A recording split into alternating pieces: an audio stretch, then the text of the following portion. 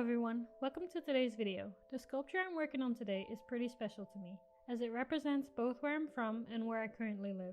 It is a little elephant holding a tulip in its trunk. The elephant represents Thailand, where I currently live, and the tulip represents the Netherlands, where I'm from. For the armature, I created a kind of squashed bowling pin shape, and then started by laying down clay for the bony landmarks.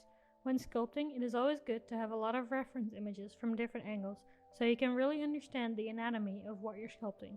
I always like to print out or have multiple images up on my screen in front of me, so I can refer to them anytime while sculpting.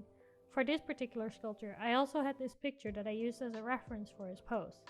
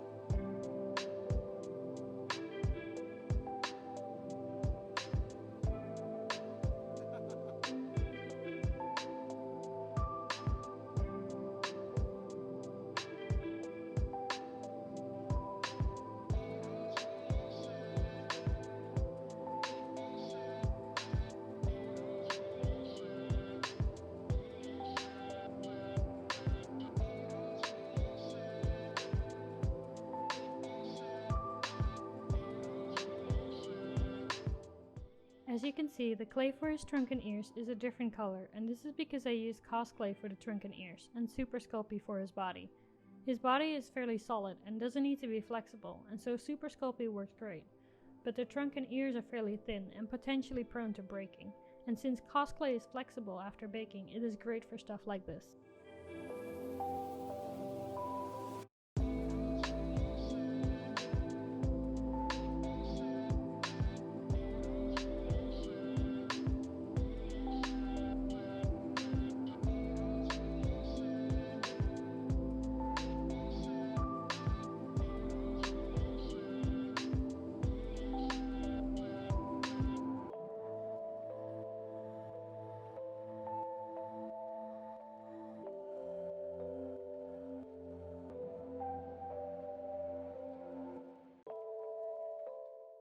I left a large part of the painting process in this video, since I had a lot of fun mixing the colors and blending the paint for his skin.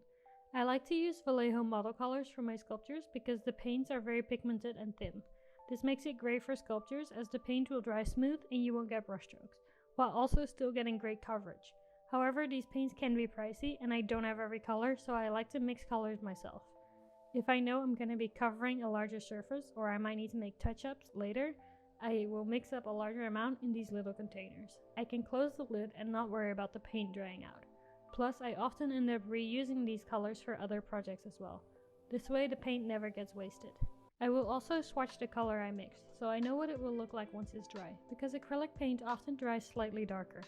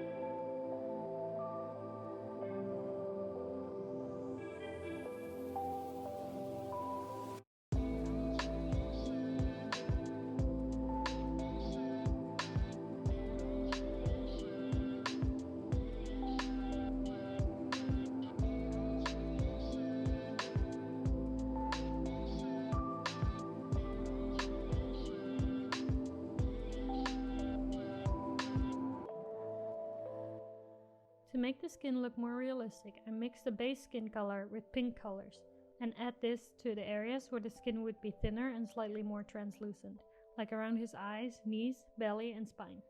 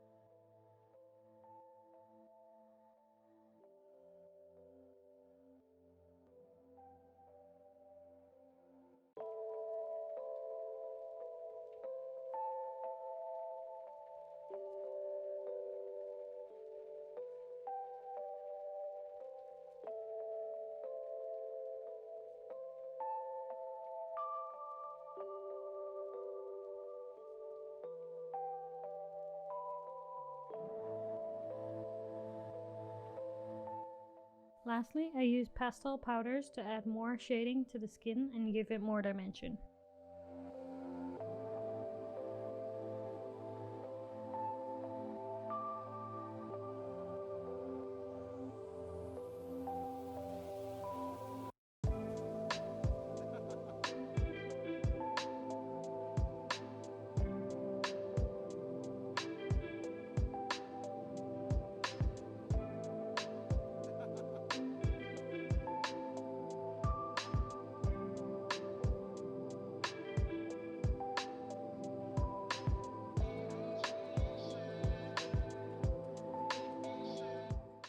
And it's done. I'm really happy with how this sculpture turned out, and I hope you enjoyed watching me make it. If you did, don't forget to like the video and subscribe to the channel. And if you have any suggestions or things that you want to see me sculpt, let me know in the comments.